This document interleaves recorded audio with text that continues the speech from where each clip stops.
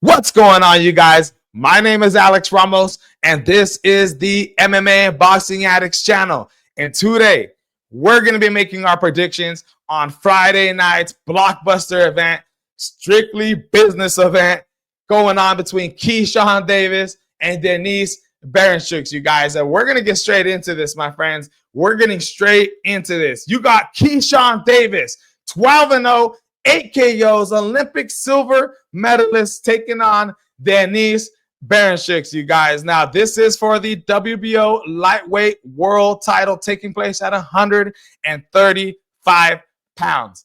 If you guys are familiar with Denise Berinchyk, let me tell you guys a little bit about him. This is a guy who is coming off a win over Emmanuel Navarrete. Yes, Navarrete did go up to fight Denise, but it was an impressive win, you guys. In that fight, Denise displayed just great boxing, man. He's in there bouncing around, throwing the 1-2, 1-2-3, getting out of distance, coming in, coming out perfectly, moving his head. He actually came in there and surprised me in that fight, man. I thought Emmanuel Navarrete was going to be able to do some damage. Denise went in there, did his thing. If you guys aren't familiar, he is from the 2012 Ukrainian Olympic team. So don't be surprised. He has trained on that team. Lomachenko, Alexander Usyk, Victor Postol. I mean, Denise has trained with world-class guys and competed with world-class people. But in this fight, he's going to be taking on Keyshawn, the businessman Davis, man. And I'll tell you, the businessman's a silver medalist. He took on Andy Cruz in the last Olympics and he lost. Yes, I know. I'm still devastated off of that, and I still want Keyshawn Davis to get that back. But since then, the man has been a terror in the pros, absolutely displaying tremendous boxing skills, absolute power. And man, I think in this fight, I think Keyshawn Davis is going to run through a guy like Denise Berinchyk. I know Denise Berinchyk has some boxing skills. He does not have any power, though. If you watch his last couple fights, the brother does not have that much power. Yes, he has a little bit of boxing skills, but they're not even close to the skills that Keyshawn Davis has, man. Emmanuel Navarrete and Keyshawn Davis are two completely different fighters. You're talking about Emmanuel Navarrete with horrible footwork, super strong will, but horrible footwork, not the most accurate puncher. And now you're going up against a guy who's a super accurate puncher and amazing footwork and power beyond this world. You know, Navarrete was a smaller guy in that fight. You're going up against Keyshawn. And I think Keyshawn deserves to go up another weight class. Honestly, bro, I think Keyshawn Davis is going to come here and just school this kid. If he doesn't get the knockout, he's going to come in here and absolutely school him. Do your research on Denise Berinchyk. This guy competed in a bare knuckle boxing fight in like 3 fights ago against Artem Lobov. If you guys aren't familiar with Artem Lobov, that's Conor McGregor's ex-boy. I mean, if you're competing in bare knuckle boxing against guys like Artem Lobov, and then you're casually coming back into boxing, casually getting out of boxing, going to bare knuckle boxing, bro, it's not going to happen. Keyshawn Davis, he's the minus, I believe he is the minus 800 favorite in here, while Denise is the plus 550. But at the end of the day, you guys, I got Keyshawn Davis winning this fight for sure. No way Denise comes in here and beats a guy like Keyshawn Davis. Like I said, no bare knuckle boxer casually hopping from bare knuckle boxing to boxing and come in here and beat a guy like Keyshawn Davis. Now, I do think this fight is going to go longer than Keyshawn Davis's last fight. He did take on Lemos, and I know it was an absolutely brutal KO, destroying Lemos. The ref had to stop it. I mean, hey, Keyshawn Davis going in there and just destroying a fighter like that. Super impressive. And 2 fights before that, he destroyed Jose Pedraza. Yeah, I know he's already old, but Keyshawn, man, going in there, displaying that power. It's absolutely amazing, man. I'm so impressed by Keyshawn and the professionals. The sky's the limit for the guy. He's definitely going to run through this guy in this fight. It's definitely going to go over 2 rounds. Don't get me wrong on that, but I wouldn't be surprised if Keyshawn goes in there, wants to put the lightweight in every single division on notice that Keyshawn Davis is here to stay, and he's here to take over. So I can't wait for that fight. I got Keyshawn Davis winning for sure. No doubt about it. Let's go on to the next one. Next up, we got XANDER taking on Slawis Bomer, the German man. Hey, man, I'm going to tell you guys right now, straight off the bat, XANDER, the Puerto Rican phenom, the young phenom, he's going to get the dub in this fight, you guys. Now, this kid, straight from Puerto Rico, I believe he was signed to Top Rank when he was 16 years old, man. He knew what he wanted to do in his life since he was 10 years old. XANDER is a wonderful boxer to watch. He goes in there. He's not moving around tons, bouncing around on his feet tons, but he has great head movement. He fights with his hands up. He knows when to go in, go out. Nice jab, rolls with the punches in the inside. Real beautiful. And you guys, he's taking on Slawis Bomer. If you guys did your rematch on Slawis, this is a guy who gets hit a lot in his fights, man. He gets hit a lot. Don't get me wrong. He does have power. He has that type of power that could put your lights out. You could be losing the whole fight and then with one punch change everything. But I don't see that happening in this fight, you guys. Both men are 20-0.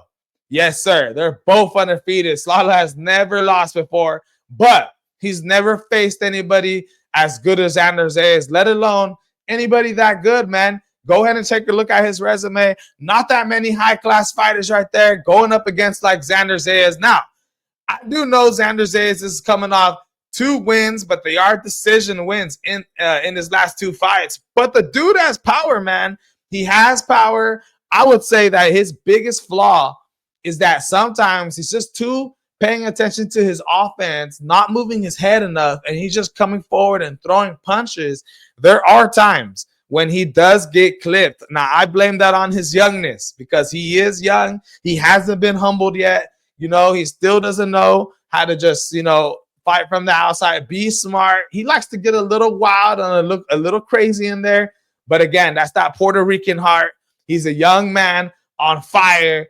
And like I said, I got XANDER winning this fight for sure, man. I don't see any world where Slama is able to come into this fight and give XANDER a match. I think XANDER's just gonna outschool him, outclass him, possibly gonna go to decision. But if Spalmer lands a punch, man, if he lands one of those clean punches and just catches XANDER for some reason, hey, it's possible he can rock him. It is. I just don't see that happening no matter what, dude. I think XANDER is going to come into this fight, the young Puerto Rican, and he's going to get it done probably by decision, but it could happen by knockout. Who knows what kind of a display he wants to show. This is a big fight card on Friday night on Top Rank on ESPN+. He knows the world's going to be watching. XANDER put it down. The world's going to be watching you. You're supposed to win this fight. So don't lose it, my friend. Do not lose it. I believe he's a minus 2,500 going into this fight, which is absolutely ridiculous. But it's most likely going to happen. XANDER will get the victory for this fight. Next up, my friends. Oh, my God.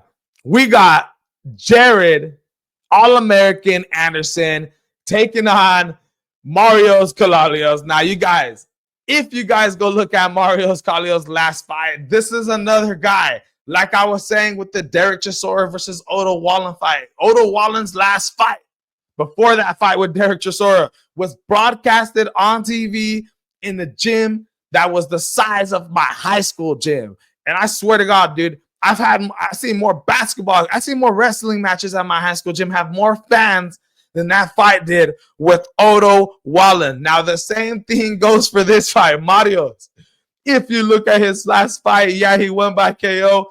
He fought some random old person. This guy's just finding random guys in an organization with there was 50 people in the stands. It looked like a MMA regional event, to be honest with you. And when I seen that, I said, Jared Anderson all the way. There's no way Jared Anderson comes into this fight and loses against Amadios. Now, I know Jared Anderson is coming off that devastating loss to Martin Bicoli. I know it's devastating for me too, as we do pay attention to Olympic boxing right here. And, you know, Jared Anderson being from the U.S. heavyweights, we love him. I love the heavyweight boxers, Deontay Wilder, our United States guys, man. Shout out to you. Jared Anderson goes into that fight against Martin Bicoli and just gets absolutely dismantled. I remember watching that thinking to myself, man, I was actually sad.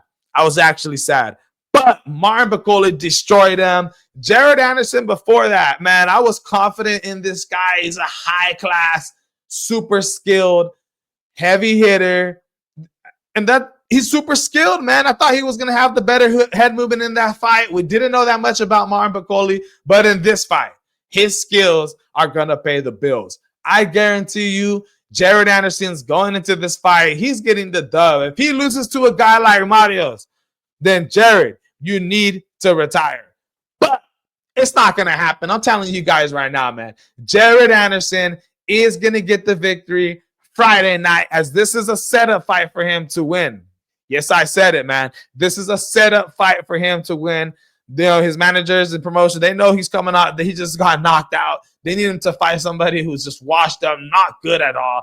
That's exactly what they're doing right here for him. Jared Anderson's going to get the W, guys. Now, those are just the 3 fights we're going to be breaking down and paying attention to. Jared Anderson going to get the dub for sure, you guys. Then you got XANDER is going to get the win for sure. And I'm telling you right now, Keyshawn Davis is going to come Friday night and put the world on notice, you guys. I can't wait, man. Hey, let me know who you guys think is going to win in the comments for the whole card. You know, you got NICO Ali on there, White Magic. You know what I mean? This is going to be you got Abdul Mason on the card, man. Oh, I can't wait to see Abdul Mason. Let me know in the comments. Who do you guys think are going to win this fight? And do you guys think any of the underdogs have a shot in this fight? You know what I mean? Marios versus Jared. You know what I mean? Slala taking on XANDER. And do you think Denise has a shot? He just beat Navarrete. Do you think he has a shot in beating Keyshawn? I don't see it happening, you guys. But again, thank you for tuning in. This is the MMA Boxing Addicts channel prediction day. And hey, we're going to be dropping some more predictions on Jack Catterall's fight this Saturday, UFC Fight Night, Jared Cannonier, and what's his name? RoboCop. Yes, sir. Jared Cannonier versus RoboCop this Saturday. We're going to be live streaming that, and we're going to be live streaming Friday night's Keyshawn Davis's card. So again, thank you for tuning in. If this prediction video helped you a little bit, hey, go check out my other predictions video. We predicted Derek Chisora to beat Oda Wallen. Let's keep this hot streak going.